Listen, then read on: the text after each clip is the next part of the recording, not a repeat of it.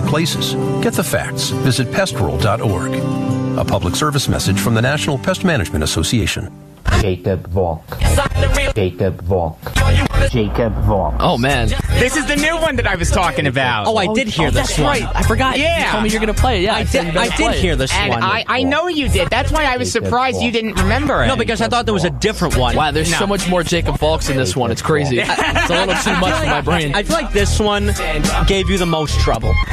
This one... Definitely. This It's a lot one more was editing. tough. Yeah. Because you know what it is? I had to copy and paste the first part over the second part, which doesn't sound hard, but when you're working with Adobe Audition, it is. But I got it done, and you know what? It came out pretty good, I would say. Would you rather Pro Tools or Adobe Audition? Adobe Audition all day, every day. I know. Screw you, Professor Euler.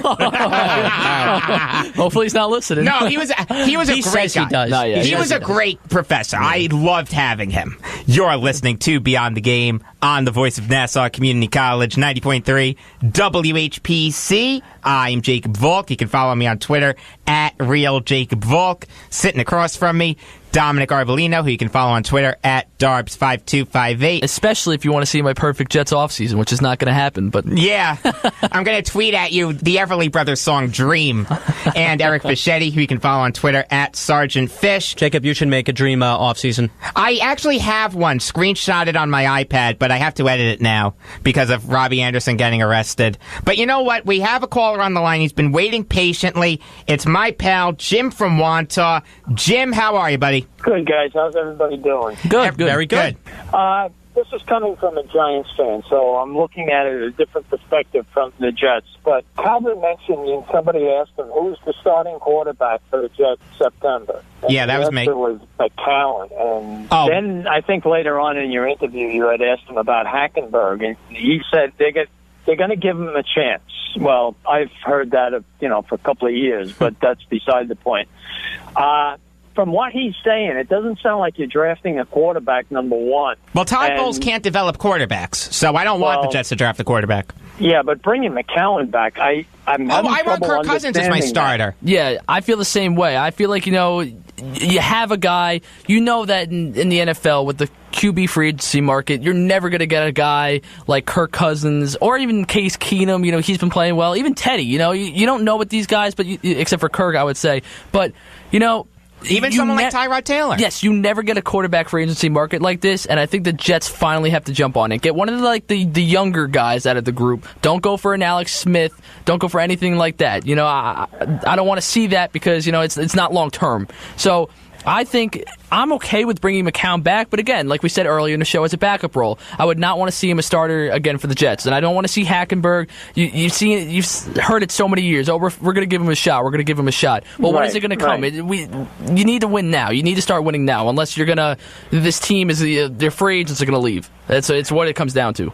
It was also brought up about trading, I don't know, half-kiddingly with the Giants about taking their pick. Yeah, Eric, didn't you bring that up? Yeah, that was the thing that I can see happening because, Jacob, you brought up Josh Rosen, and Josh Rosen's the best quarterback in this draft. I think so, too. It used to be Darnold, but it flipped to Josh Rosen. I think he's the most NFL-ready. My order is Rosen, Mayfield, Darnold, Allen. Ooh. That's my order. You know what? To be honest, as much as I, enjoy and I think Baker Mayfield will be good, I still have Rosen and Darnold top two.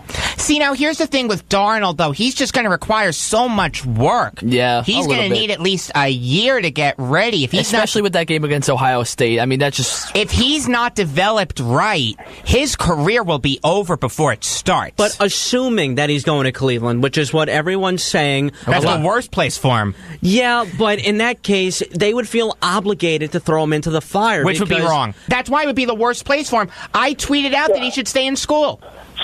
Send them to Cleveland so McAdoo can screw them up big time. Oh, yeah, Ben McAdoo's interviewing for the offensive coordinator job. Along with my boy, Mike Mularkey. Okay, but so, Eric, what you're saying is that, all right, so let's say, they go Darnold at one. Just because it's what everyone's saying, so let's just go with it. Let's then keep it that way. Now you have Josh Rosen that's still on the board, Giants are up, and you're saying you think there's a possible chance that the Jets would be trading up for it. I don't think it's crazy. I don't know. I agree with you. It's certainly not crazy. It's not crazy because, the Jets could, have an interesting offer on the table for the Giants in terms, in getting more draft picks or whatever the case may be. They could honestly give up their first this year, 6th overall, their second this year, which is a high second, the Seahawks' second, and their first next year.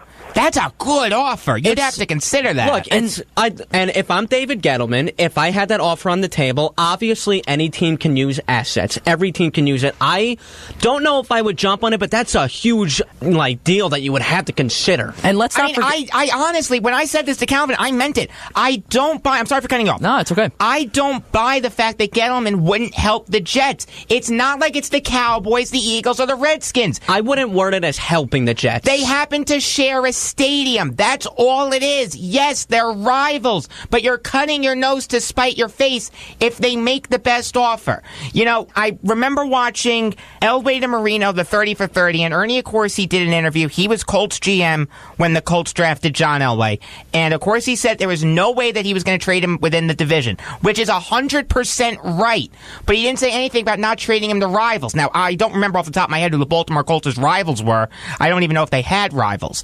But wouldn't you, as Dave Gettleman, want to get the best offer on the table, even if it's the Jets? Yes, of course. I'm not saying I wouldn't do it. I'm just saying that even if there's a little bit of doubt that you wouldn't do it, I think that's wrong, because I think that's something that you have to consider, because like we all said, we're all saying the same thing, the draft picks, the assets. I think that it's something that you strongly have to consider. Also, something you cannot forget also is that obviously the Giants haven't ruled out the decision of rolling with Eli, and that's actually a lot of, a move that they, you think they're going to go with. So I could really see the Giants drafting a quarterback in the second round, like Mason Rudolph. That's what I'm saying. They might not even be a threat to the Jets about taking one of the quarterbacks. You have Darnold go at 1. The Giants are going to roll with Eli. Even the Colts, they're going to roll with Andrew Luck. I don't think they're going to. I mean, it could be a blockbuster deal if that happens in the offseason. The Giants need a lot of help. They could use all the draft picks they can get, and phone lines are open, by the way, in case you want to call in. And exactly, that's what we're saying. So, and then also, you could trade with either Indianapolis, you could trade with Cleveland, depending on how the draft goes. And then once the Jets see the biggest threat,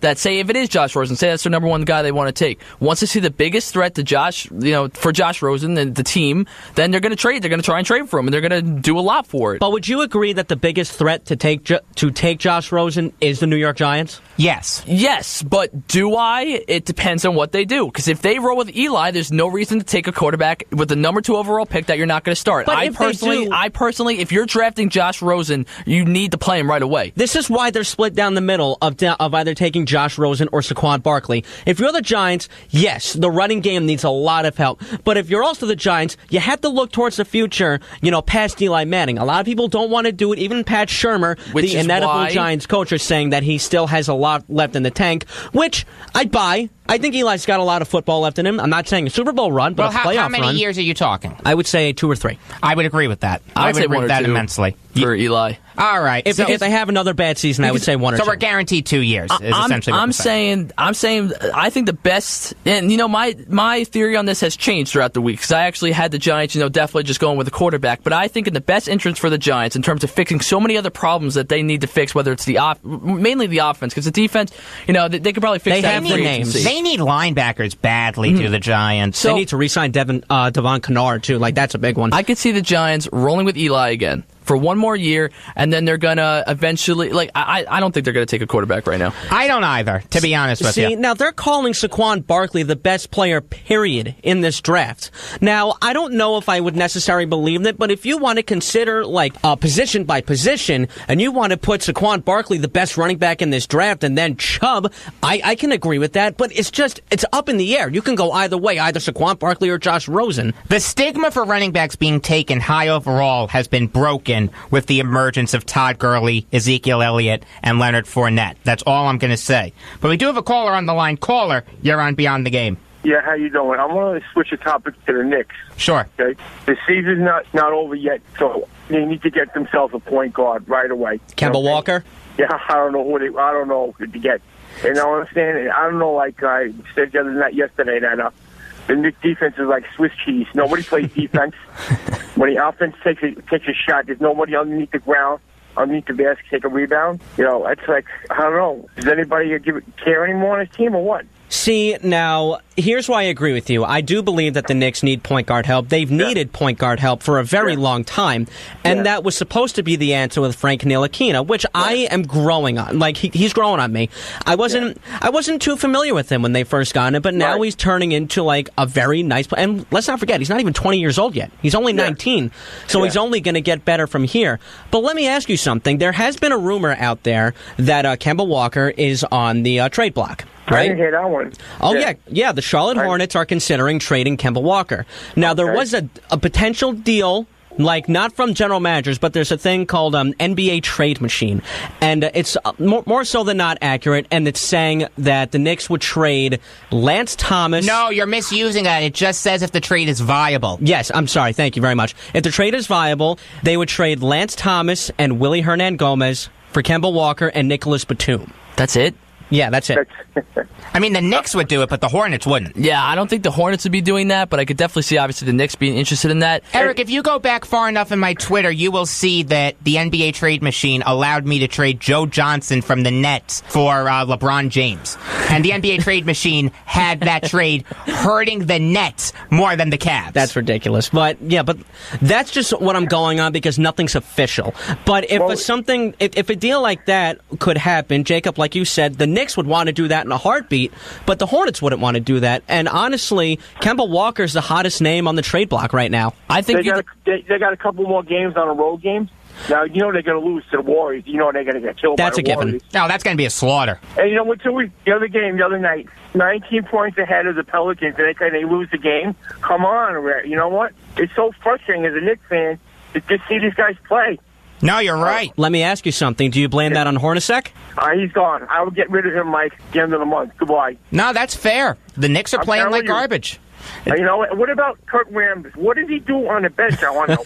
What does he do? Look, your guess is as good as mine. Look at this guy. He's got some nice dirt on James Dolan. Yeah, I want to tell you one thing before I go. Yeah. This guy is a snitch for Dolan. Anything goes on, he snitches to Dolan. That's why he's there. And You're 100% right. You know what blows my mind, too? He's a Phil guy. He is a Phil guy. Why is he still there? I have no idea. But, Richie, thank you for the call. I appreciate it. Take care, guys. Thank you, Richie. All right. While we're on the subject of basketball here on Beyond the Game on the Voice of Nassau Community College, 90.3 WHPC, I am Jake Volk. Sitting across from me, Dominic Arpolino and Eric Fischetti. This show is on twice a week, Tuesdays at 5 p.m. and Fridays at 3 p.m.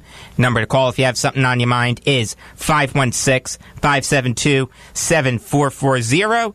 The NBA has seen a recent explosion in fights and in disrespect between players and referees. This discord has been festering for months, but it seems to have just now reached a boiling point. Eric, what do you think needs to be done to solve this? See, now, I don't think that it's ever going to change because I feel like it's always been that way where if you don't get a call that you like, you're going to bellyache to the referees. And let's not forget, basketball is more so than not, especially today, a very individual-led game. Like, it's not the Cleveland Cavaliers, it's LeBron James. It's not the New York Knicks, it's Kristaps Porzingis. It's led by all these individuals, and it's never going to stop. It's the same thing with the NFL. And especially these fights, too, that are starting to happen, too. I don't think it's ever going to stop, but the only thing is like, how can Adam Silver step in and moderate it? I don't think you can. You just need to crack down even more. Send out bigger fines. Send out bigger suspensions. That's the only way you're going to get into these players' heads. We do have a caller on the line. Loving the callers today. Caller, you're on Beyond the Game. Well, good afternoon. Good afternoon, Martin from Merrick. How are you? Okay, how are you? Doing good. What's on your mind? Well, I figured since we're discussing basketball now and we're at roughly the halfway point of the season, I figure you guys might want to give away some awards. All right, fine. Most improved player, Spencer Dinwiddie. That's all I've got so far. Well, I don't know about that. No, I do. I'm a big Net fan. I love Spencer Dinwiddie. There are trade rumors surrounding him. I don't know. What do you got for Rookie of the Year? Rookie of the Year off the top of my head? Ben Simmons. Yeah, I'd say Ben Simmons. Yeah. Lonzo Ball. No, just kidding. I think maybe Lauri Markkanen. I think Donovan Mitchell's making a huge case for himself. Kyle Kuzma, too, unfortunately. This is going to... All right, Jason Tatum, he's a rookie, right? Yeah. He's up there, too, I would say. I would say he's top 3. It's a stacked class this year. Mm-hmm. Well, I figured we'd go a little bit further and maybe do it a little bit more orderly. Oh, gee whiz. I mean, I could go with most improved Kristaps, but I think there are other people. No like, chance. Victor Oladipo. Wait. Kristaps Porzingis? You think Porzingis is better this year than he was last year?